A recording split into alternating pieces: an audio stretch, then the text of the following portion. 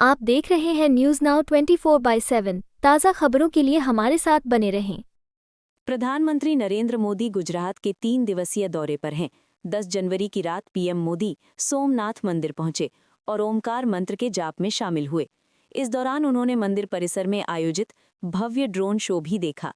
आज यानी 11 जनवरी को प्रधानमंत्री ने शौर्य यात्रा में हिस्सा लिया। ये यात्रा उन शहीदों को श्रद्धांजलि देने के लिए आयोजित की गई जिन्होंने सोमनाथ मंदिर की रक्षा करते हुए अपने प्राणों की आहुति दी। यात्रा के बाद पीएम मोदी ने सोमनाथ मंदिर में पूजा की। पूजा के बाद पीएम मोदी ने लोगों को संबोधित करते हुए कहा कि सोमनाथ का इतिहास विनाश और पराजय का इतिहास नहीं है, ये विजय और पुनर्निर्माण का है, हमारे पूर्वजों के पराक्रम का है, हमारे पूर्वजों के त्याग और बलिदान का है। आक्रांता आते रहे, लेकिन हर युग में सोमनाथ पुनः स्थापित होता रहा। इतनी सदियों का संघर्ष, इतना महान धैर्य, सृजन और पुनर्निर्माण का ये जीवट, दुनिया के इतिहास में ऐसा उदाहरण मिलना मुश्किल है। प्रधानमंत्री नरेंद्र मोदी ने कहा, आज जब मैं आपसे बात कर रहा हूं तो बार बार मन में प्रश्न आ रहा है कि ठीक 1000 वर्ष पहले ठीक इसी जगह पर क्या माहौल रहा होगा। अपनी आस्था, अपने विश्वास, अपने महादेव के लिए हमारे पुरखों ने अपना सब कुछ न्यौछावर कर दिया।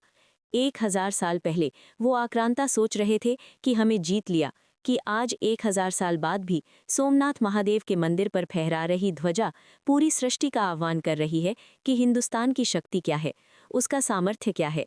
यहाँ का कण कण वीरता और साहस का साक्षी है। जय सोमनाथ,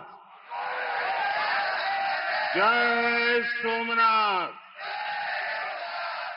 जय सोमनाथ।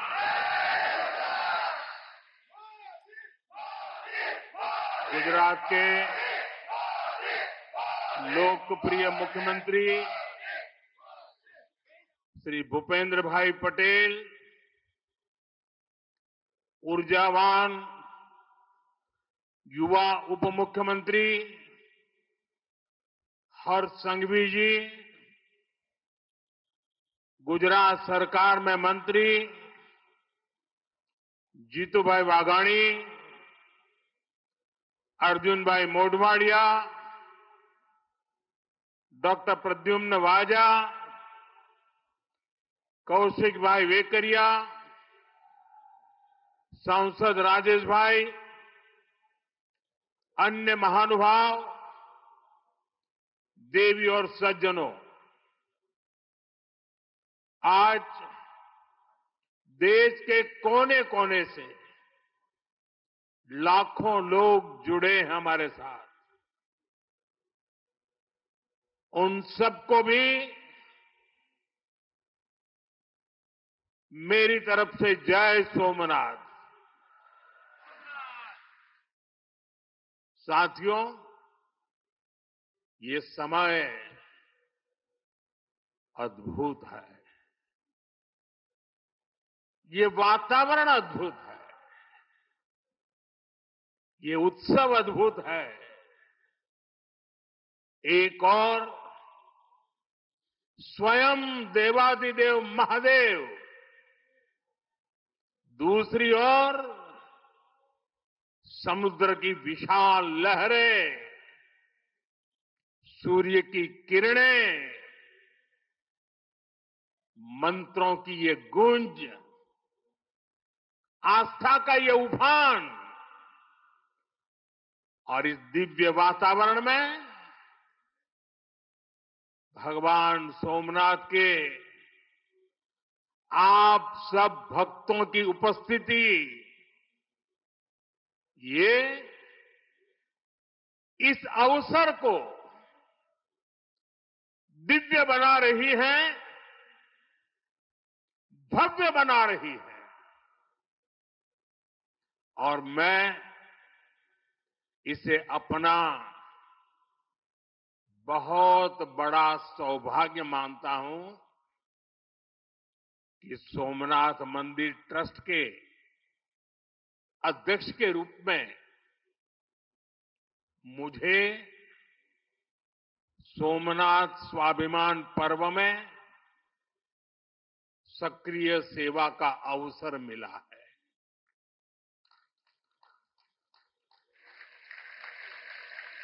ये पीछे से कुछ और आवाज चल रही है भाई। इसे बंद किया जाए।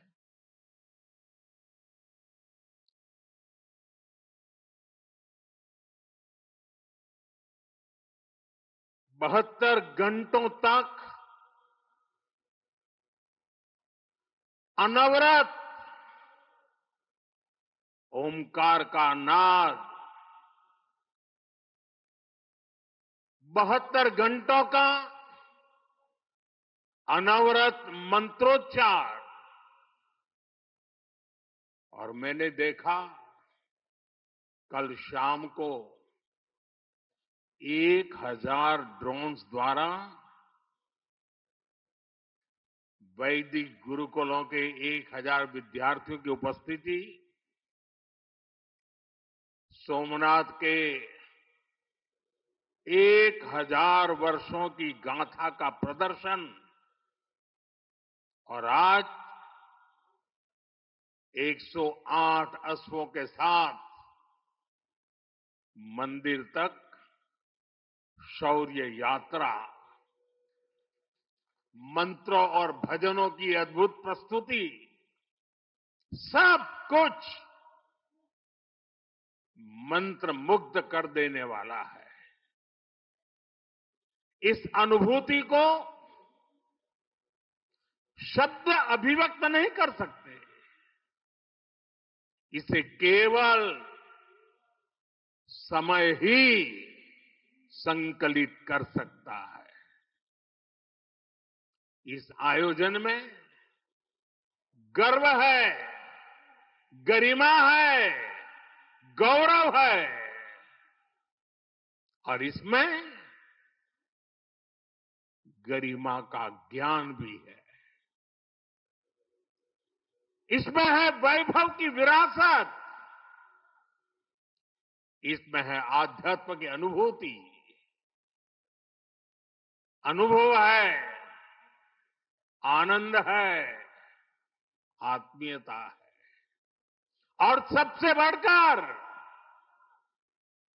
देवाधिदेव महादेव का आशीर्वाद है।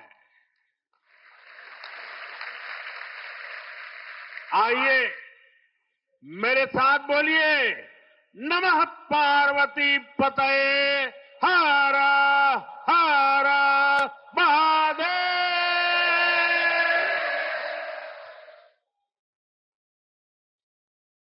साथियों, आज जब मैं आपसे बात कर रहा हूं तो मन में बार बार ये प्रश्न आ रहा है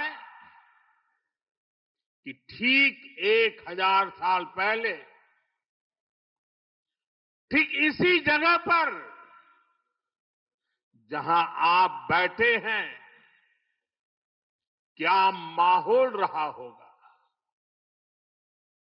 आप जो यहां उपस्थित हैं, उनके पुरखों ने,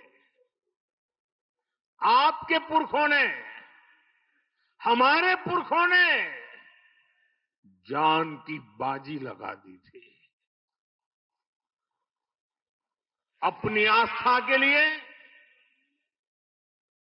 अपने विश्वास के लिए, अपने महादेव के लिए। उन्होंने अपना सब कुछ न्योछावर कर दिया। 1000 साल पहले तब वो आतताई सोच रहे थे कि हमें जीत लिया, लेकिन आज 1000 साल बाद भी सोमनाथ महादेव के मंदिर पर फहरा रही ध्वजा पूरी सृष्टि का आह्वान कर रही है कि हिंदुस्तान की शक्ति क्या है, उसका सामर्थ्य क्या है। प्रभास पाटन तीर की इस मिट्टी का कण कण शौर्य, पराक्रम और वीरता का साक्षी है। सोमनाथ के इस स्वरूप के लिए कितने ही शिव भक्तों ने, संस्कृति के उपासकों ने, संस्कृति के ध्वज धारकों ने अपने प्राणों की आहुति दी है। आज सोमनाथ स्वाभिमान पर्व पर सबसे पहले मैं हर उस वीर वीरांगना को नमन करता हूं जिसने सोमनाथ की रक्षा को, मंदिर के पुनर्निर्माण को अपना जीवन ध्येय बनाया, अपना सब कुछ देवाधिदेव महादेव को अर्पण कर दिया। भाइयों बहनों, प्रभास पाटन का एक क्षेत्र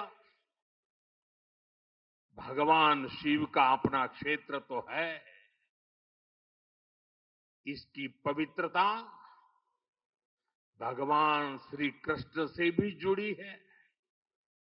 महाभारत काल में पांडवों ने भी इस तीर्थ में तपस्या की थी।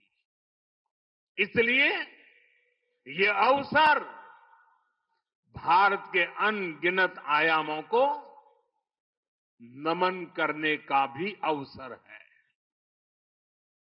ये भी एक सुखद संयोग है कि आज जब सोमनाथ मंदिर के इस स्वाभिमान यात्रा के 1000 साल पूरे हो रहे हैं, तो साथ ही 1951 में हुए इसके पुनर्निर्माण के 75 साल भी पूरे हो रहे हैं। मैं दुनिया भर के करोड़ों श्रद्धालुओं को सोमनाथ स्वाभिमान पर्व की शुभकामनाएं देता हूं। साथियों, सोमनाथ स्वाभिमान पर्व 1000 साल पहले हुए विध्वंस के स्मरण के लिए नहीं, ये पर्व 1000 साल की यात्रा का पर्व है। साथ ही ये हमारे भारत के अस्तित्व और अभिमान का पर्व है, क्योंकि हमें हर कदम पर, हर मुकाम पर सोमनाथ और भारत में अनोखी समानताएं दिखती है।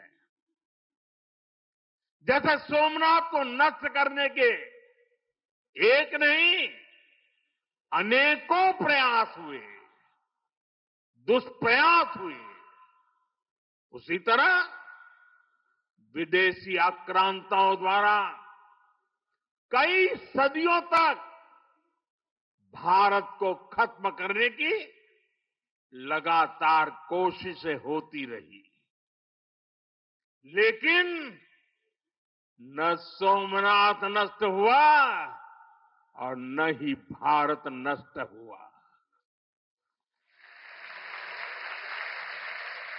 क्योंकि भारत और भारत की आस्था के केंद्र एक दूसरे में समाये हुए हैं। साथियों, आप उस इतिहास के बारे में कल्पना करिए।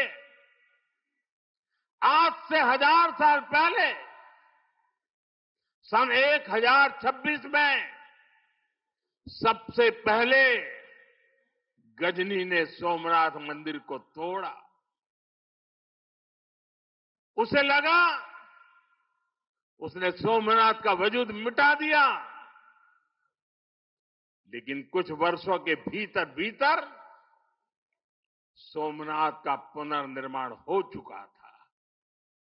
12वीं शताब्दी में राजा कुमारपाल ने मंदिर का भव्य जीर्णोद्धार करा दिया था, लेकिन 13वीं शताब्दी के अंत में अलाउद्दीन खिलजी ने सोमनाथ पर फिर आक्रमण का दुस्साहस कर दिया। कहते हैं जालोर के रावल ने खिमजी सेनाओं से जमकर लोहा लिया। इसके बाद 14वीं शताब्दी की शुरुआत में जूनागढ़ के राजा द्वारा फिर से सोमनाथ की प्रतिष्ठा संपन्न कर दी गई। 14वीं शताब्दी के आखिरी वर्षों में मुजफ्फर खान ने सोमनाथ पर फिर हमला किया। वो हमला भी नाकाम रहा। 15वीं शताब्दी में सुल्तान अहमद शाह ने सोमनाथ मंदिर को दूषित करने की कोशिश की और इसी शताब्दी में उसके पोते सुल्तान महमूद बेगड़ा ने सोमनाथ पर आक्रमण कर मंदिर को मस्जिद बनाने की कोशिश की। लेकिन महादेव के भक्तों के प्रयासों से मंदिर पुनः जीवंत हो उठा। 17वीं 18वीं शताब्दी में औरंगजेब का दौर आया। उसने सोमनाथ मंदिर को अपवित्र किया। सोमनाथ को फिर मस्जिद बनाने की कोशिश की। उसके बाद भी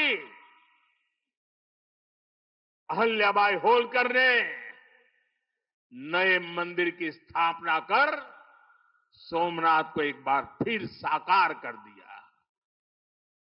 यानी सोमनाथ का इतिहास विनाश और पराजय का इतिहास नहीं है। ये इतिहास विजय और पुनर्निर्माण का है।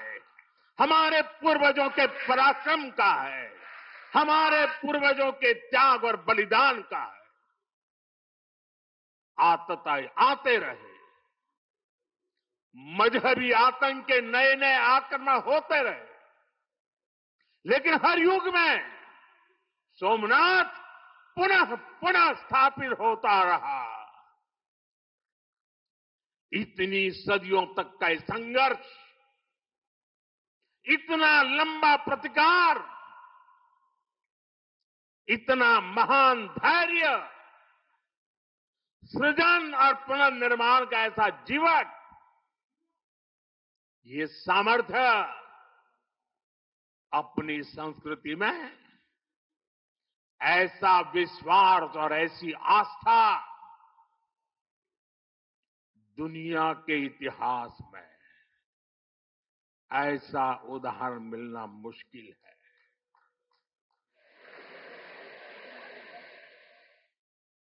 जरा मैंने जवाब आपजो बेला।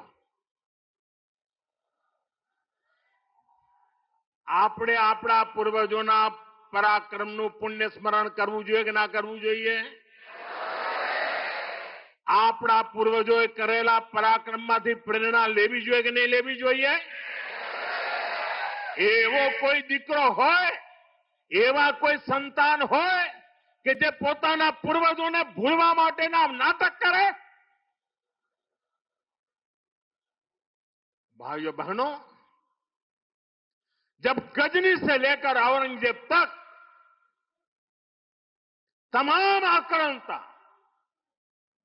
सोमनाथ पर हमला कर रहे थे, तो उन्हें लग रहा था कि उनकी तलवार सनातन सोमनाथ को जीत रही है। वो मजहबी कट्टरपंथी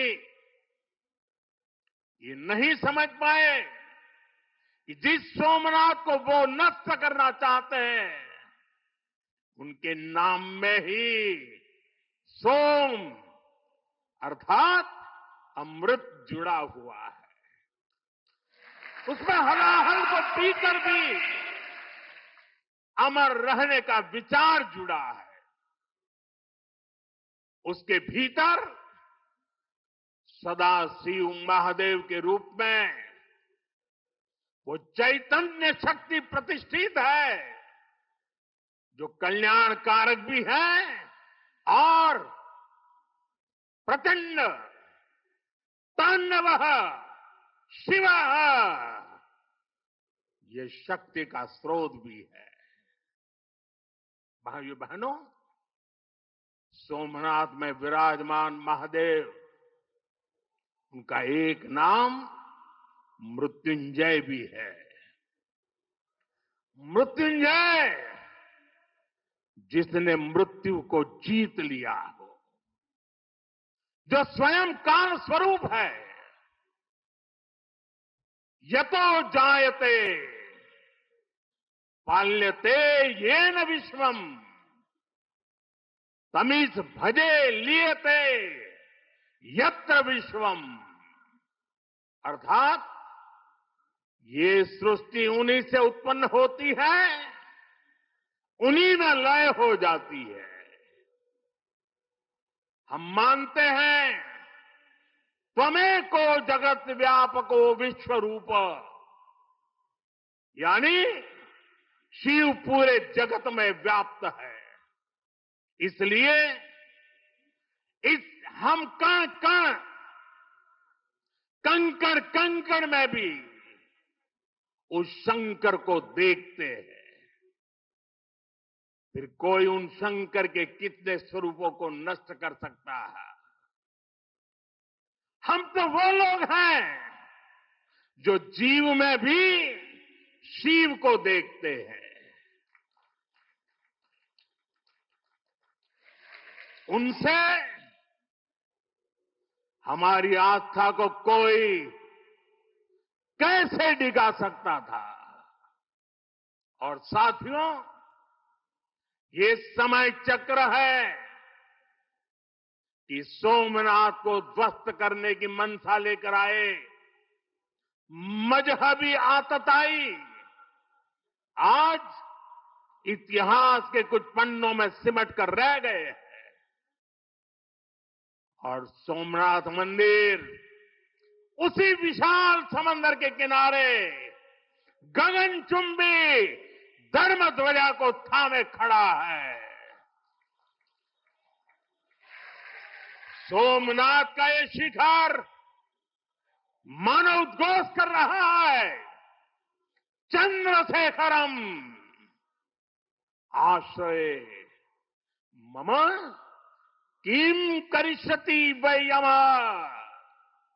अर्थात मैं चंद्रशेखर शिव पर आश्रित हूं, काल भी मेरा क्या कर लेगा। साथियों, सोमनाथ स्वाभिमान पर्व इतिहास के गौरव का पर्व तो है ही, ये कालातीत यात्रा को भविष्य के लिए जीवंत बनाने का माध्यम भी है। हमें इस अवसर को अपने अस्तित्व और पहचान को सशक्त करने के लिए उपयोग करना है।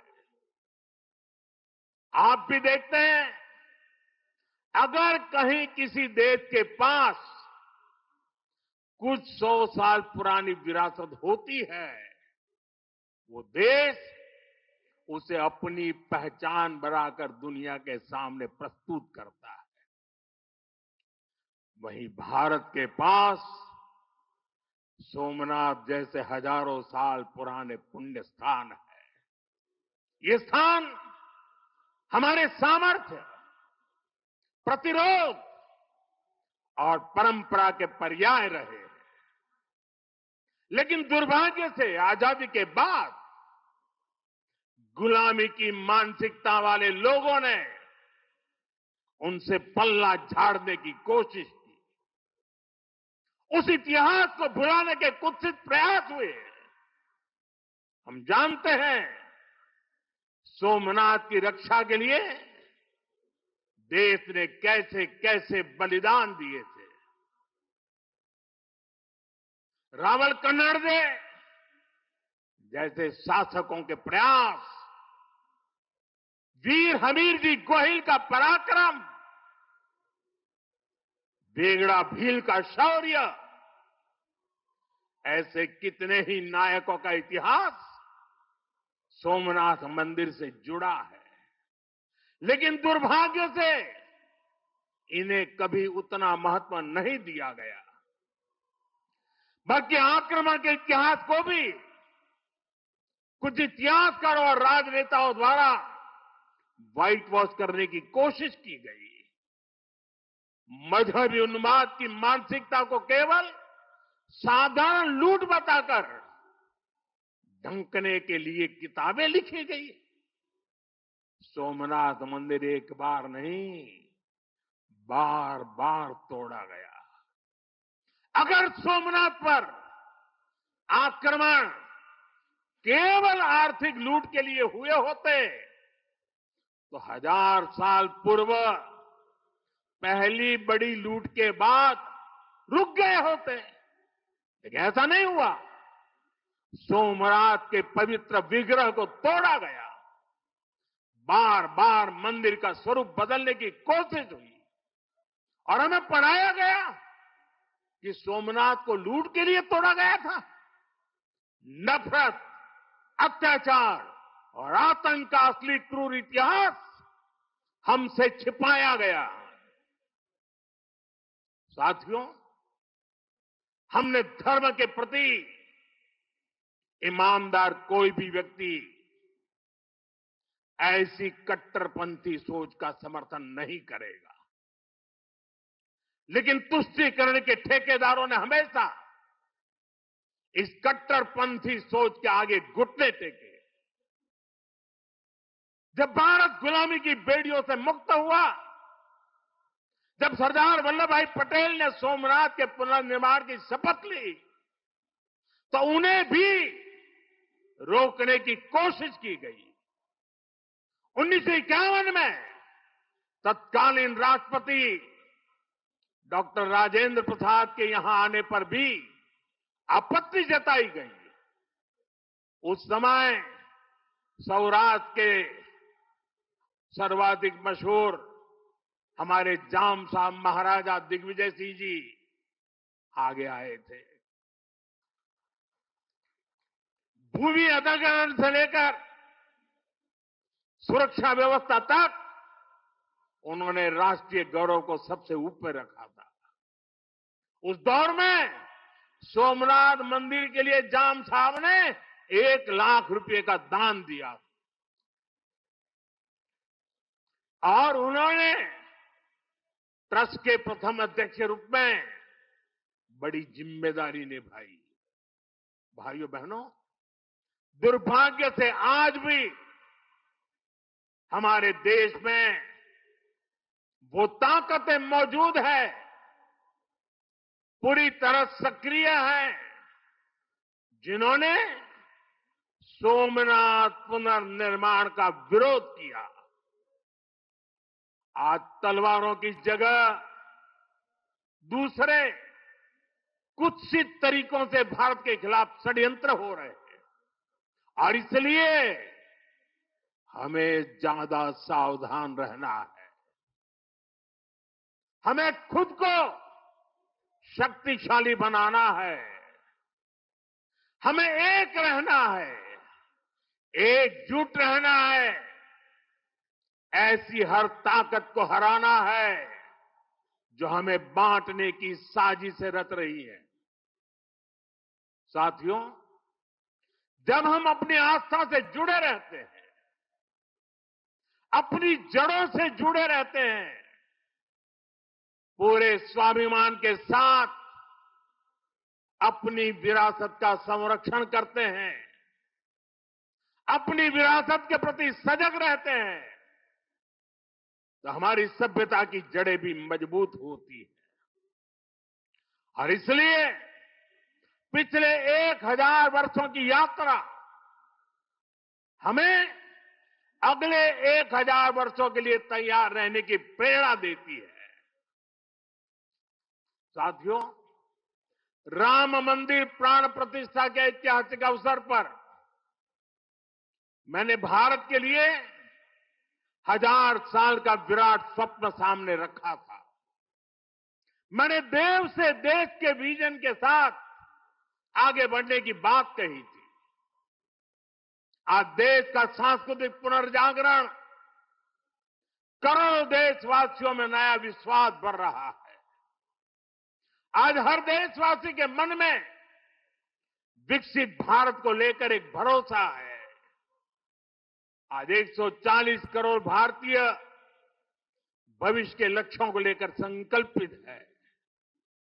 भारत अपने गौरव को नई बुलंदी देगा।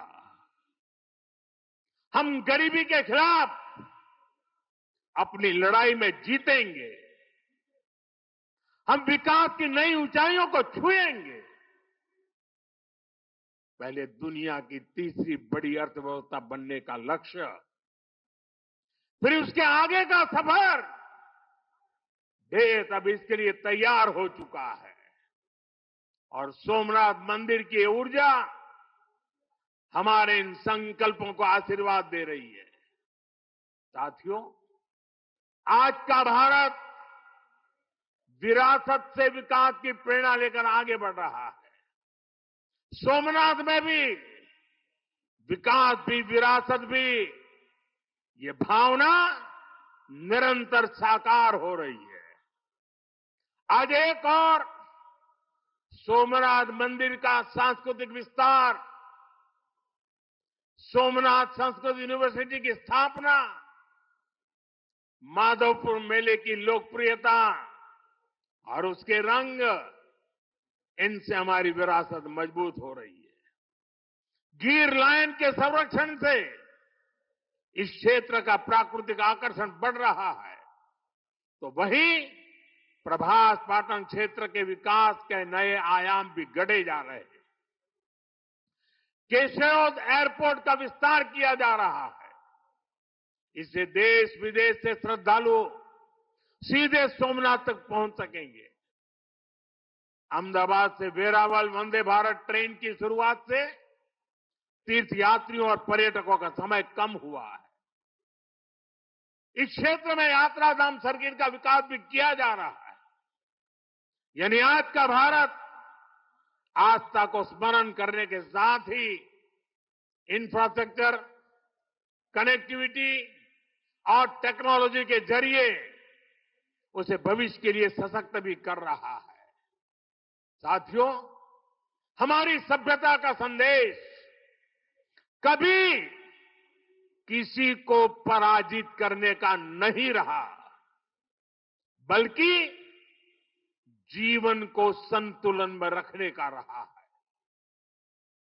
हमारे यहां आस्था की राह हमें घृणा की तरफ नहीं ले जाती।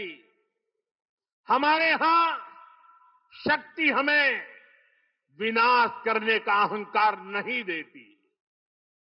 सोमनाथ जैसे तीर्थ ने हमें सिखाया है कि सृजन का मार्ग लंबा होता है, लेकिन वही स्थायी होता है, चिरंजीव होता है। तलवार की नोक पर कभी दिलों को नहीं जीता जा सकता। जो सभ्यताएं दूसरों को मिटाकर आगे बढ़ना चाहती हैं, वे स्वयं समय में खो जाती है। इसलिए भारत ने दुनिया को ये नहीं सिखाया कि दूसरे को हराकर कैसे जीता जाए, बल्कि ये सिखाया कि कैसे दिलों को जीतकर जिया जाए। ये विचार आज दुनिया की जरूरत है। सोमनाथ की 1000 वर्षों की गाथा पूरी मानवता को सीख दे रही है। इसलिए आइए हम संकल्प करें, हम विकास की ओर आगे बढ़ें, कदम से कदम मिलाकर चले, कंधे से कंधा मिलाकर चले, मन से मन को जोड़कर चले। लक्ष्य को ओझल दिए हुए बिना हम चलते चले और साथ ही अपने अतीत और अपनी विरासत से भी जुड़े रहें। हम आधुनिकता को अपनाते हुए अपनी चेतना को संभाले रखे। आइए सोमनाथ स्वाभिमान पर्व जैसे आयोजनों से प्रेरणा लेते हुए विकसित होने के मार्ग पर तेजी से चले। हर चुनौती को पार करते हुए हम अपने लक्ष्य तक पहुंचे। और ये कार्यक्रम आज तो शुरू हो रहा है। हमें 1000 साल का स्मरण देश के कोने कोने में करना है। दुनिया को हमारी विरासत का परिचय करवाना है। हमें 75 साल का ये नया पर्व भी मनाना है। और हम 2027 मई तक इसको मनाते रहें, जन जन को जगाते रहें। जगा हुआ देश सपनों को साकार करने के लिए चलता रहे। इसी कामना के साथ एक बार फिर समस्त देशवासियों को मैं बहुत बहुत शुभकामनाएं देता हूं। हर हर महादेव। जय सोमनाथ, जय सोमनाथ, जय सोमनाथ। आपको यह वीडियो पसंद आया हो तो इसे लाइक करें, हमारे चैनल को सब्सक्राइब करें।